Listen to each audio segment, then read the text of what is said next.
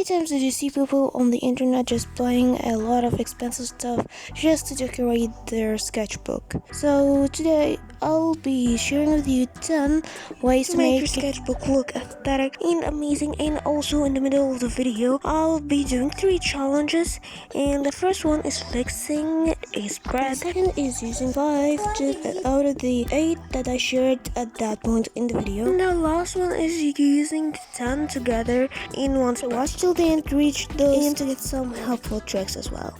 This one is a very underrated method because it's just using one dominant color in this whole entire spread, or using common colors.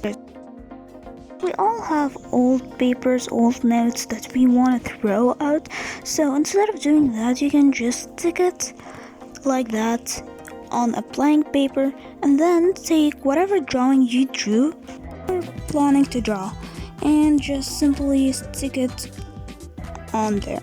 I will put them here.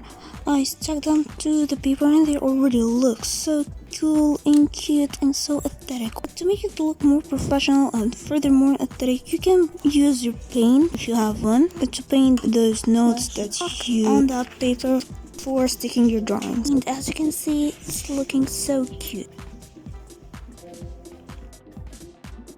Adding text into your sketchbook is simply just one of the simplest ways to make your sketchbook really aesthetic and look completed, and it's a perfect way to fill the white gaps that you don't want in your sketch.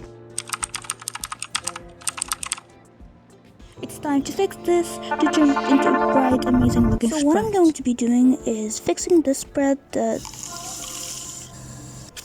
as a way to show you how to actually fix some spreads that you might have wanted to turn out in another way using some of these tips that I just gave you. It's simple. It's that you use a color, whatever that color is, blue, yellow, and use it to shade the areas that if you painted or colored your drawing, it would have been the dark areas that the shaded would have existed in.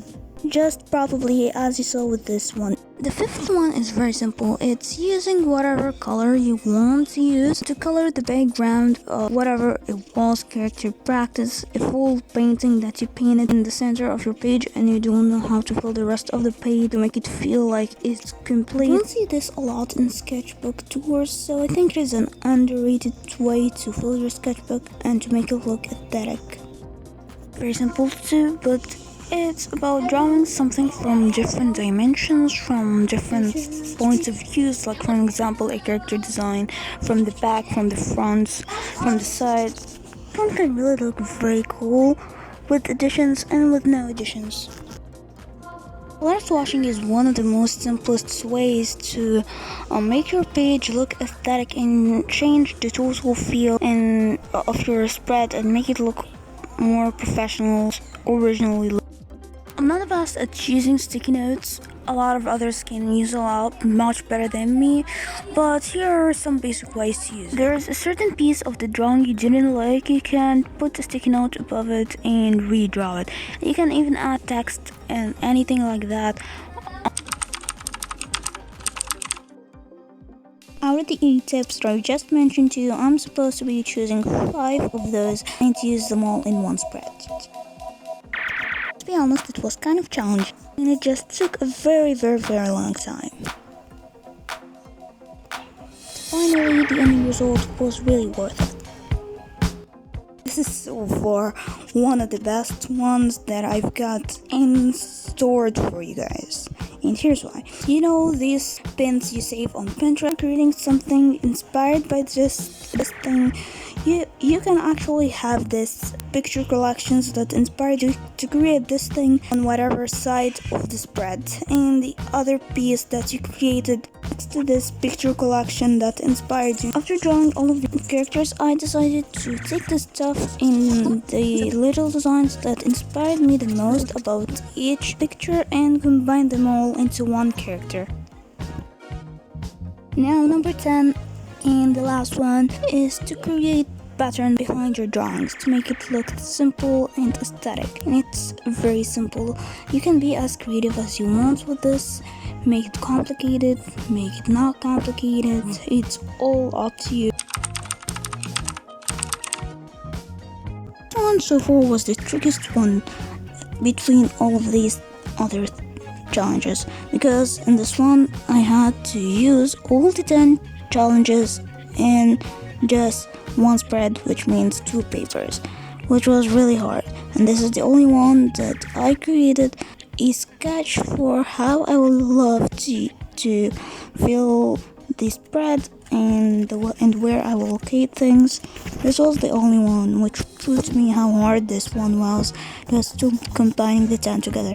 But my final thoughts on this, that combining the 10 together won't be the best. I think using 1 or 2, 3 for example together and make this spread really look cool, but trying to just make everything into one spread can kind of really look weird, and it can get a little crowded, and it would have been better if you did just a few of those things, because it will look far more aesthetic. Just trying to put everything there.